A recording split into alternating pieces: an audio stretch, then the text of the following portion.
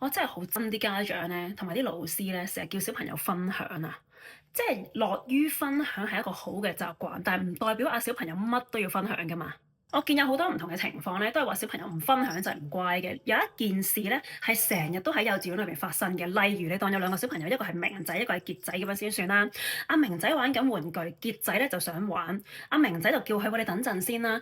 傑仔咧就告狀啦，就老師啊，佢唔同我分享啊。咁老師為咗冇眼屎乾淨盲咧，就話：分享啦，明仔，分享啦，分享啦，做咩唔分享啊？咁結果呢份玩具咧就要拱手於人啦，又或者焗住要同人哋玩啊。我就問喺啱啱嗰單嘢裏面，傑仔有冇學識得等候啊？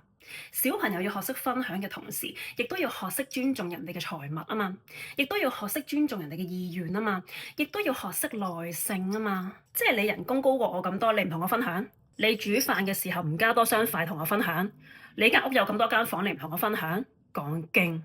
最後咧，阿明仔唔想分享，佢就變咗壞人咯，佢變咗唔乖嘅小朋友咯。但係傑仔走嚟爭啦，走嚟報串啦，佢就變咗係一個乖嘅小朋友咯。佢同人分享咯，佢識得問咯，佢仲得到佢自己想要嘅玩具咯。係咩玩法啊？係咩教育啊？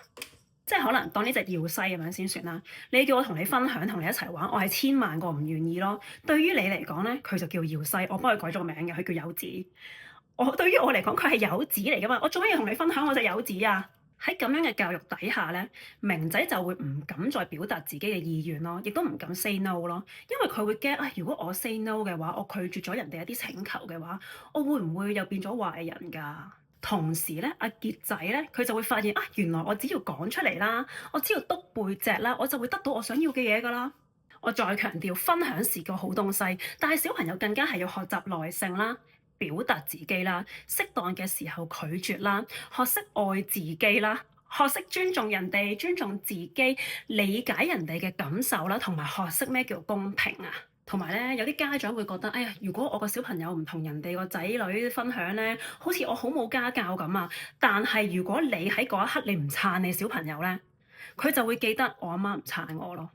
所以同理心，易地而處。如果我問你攞錢，但係隔離阿陳師奶走嚟話你，哎呀，你做咩唔俾錢人哋啊？你都唔分享嘅，你變咗壞人，我變咗好人，你有咩感受啊？